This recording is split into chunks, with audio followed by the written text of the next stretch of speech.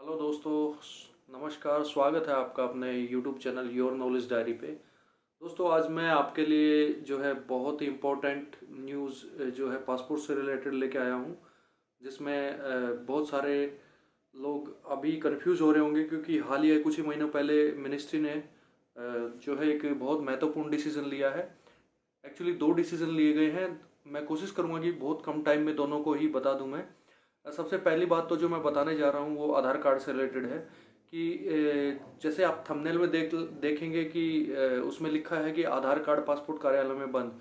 वहाँ वो बात क्या है एक्चुअली मैं वो एक्सप्लेन करता हूँ। देखिए दोस्तों, पहले जो हम आधार कार्ड में केवल एक आधार कार्ड के बेस पे इंस्ट्रक्शन था कि हमें पासपोर्ट बना देना है, या हम कोई भी पासपोर्ट कार्यालय के अधिकारी कर्मचारी रोक नहीं सकते थे।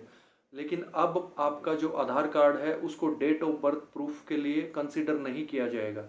ये आप ध्यान से सुन लीजिए। पहले बच्चों के केस में क्या रहता था कि या तो आधार कार्ड आप दे दीजिए या बर्थ सर्टिफिकेट आप दे दीजिए। वो विकल्प अब सीमित हो गया है।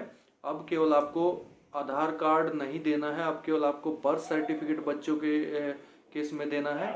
ठीक है। और जो बड़ों के केस में है उसमें तो बहुत सारे डॉक्यूमेंट है, जैसे कि आपका LIC का या किसी भी जीवन बीमा का जो है बॉन्ड था, या आपका पेमेंट पेंशन पेमेंट ऑर्डर था सरकारी कर्मचारी का, या पैन कार्ड है, या बर्थ सर्टिफिकेट है, या 10th की मार्कशीट है। वो सब ऐसे के ऐसे ही हैं। सिर्फ आधार कार्ड आप जो है डेट ऑफ बर्थ प्रूफ में कंसिडर नहीं होता है। वो जो एड्रेस प्रूफ के लिए है उसको आधार कार्ड सेम माना जाएगा, उसमें कोई बदलाव नहीं हुआ है।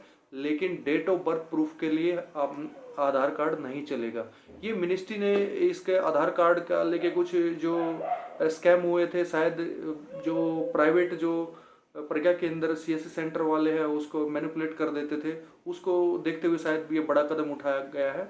अब दूसरी खबर मैं इसमें साथ साथ लेना चाहूँगा कि जो हाल ही में मैंने वीडियो भी बनाया था उसमें कि पति पत्नी का, जैसे पति या पत्नी अपने शादी के बाद नाम चढ़वाते हैं अपने जीवन साथी का, उससे संबंधित मैं आपको बता देता हूं कि पहले बिना किसी डॉक्यूमेंट के फर्स्ट टाइम में जब आप अपने पति या पत्नी का नाम जो पासपोर्ट फॉर्म में भर देते थे वो ऐसे कैसे कंसिडर कर लिया जाता था। अब आपको आपका विवाह प्रमाण पत्र, ठीक है, मैरिज सर्टिफिकेट रजिस्ट्रार से जो इश्यू होता है वो देना पड़ेगा, या अगर वो आपके पास नहीं है तो दोनों को, पति और पत्नी को एक जो है डिक्लेरेशन देनी पड़ेगी, और उस पर दोनों के साइन होंगे, दोनों के फोटो होंगे। ये डिक्लेरेशन क्या होगी, उसमें एफिडेविट बनाना पड़ेगा या सिंपल प्लेन पेपर पे होगी, वो सब मिनिस्ट्री ने उसके लिए गाइडलाइन अभी जारी नहीं किया है। वो जैसे ही डिटेल में आएगा तो मैं बताऊंगा उस केस में। लेकिन अभी क्या है कि अभी आपको बर्थ मैरिज सर्टिफिकेट या वो डिक्लेरेशन देना जरूरी, या पासपोर्ट ऑफिसर जो HOD हेड ऑफ डिपार्टमेंट रहते हैं उनके आदेश से जैसा भी होगा मैं आप तक वो खबर जरूर पहुंचाने की कोशिश करूंगा। और अगर किसी भाई की दूसरी शादी हुई है, पहली पत्नी या पति डेथ कर गया था, तो उस केस में आपको पहले डेथ सर्टिफिकेट और रीमैरिज पेपर जो है मैरिज सर्टिफिकेट या फिर ज्वाइंट डिक्लेरेशन, दोनों फोटो लगे होंगे और दोनों का जो है साथ में सिग्नेचर होगा, वेरीफाइड होगा सिग्नेचर। ठीक है ना। तो ये क्या किया था कि कुछ एक लोगों ने उसका जो सिंपल पॉलिसी थी गवर्नमेंट की उसका फायदा उठा लिया था, तो उसको देखते हुए कदम उठाया गया है। पहले क्या था कि कोई किसी का भी नाम भर देता, अगर मैं चाहूँ या आप चाहें, चाहे दूसरे पर्सन को पता ही नहीं लगता था कि उसका नाम दे दिया गया है।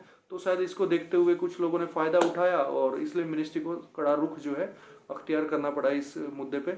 इसलिए ये सब बदलाव किए गए हैं। और पासपोर्ट का उम्मीद है दोस्तों आपको ये वीडियो पसंद आई होगी, और वीडियो पसंद आई हो तो दोस्तों शेयर और लाइक करना बिल्कुल ना भूलिएगा, और चैनल को सब्सक्राइब करना बिल्कुल ना भूलिएगा दोस्तों। मैं आपको पासपोर्ट से रिलेटेड ऑथेंटिक खबर पहुंचाता रहूँगा जैसे ही बड़ा बदलाव होगा। नमस्कार।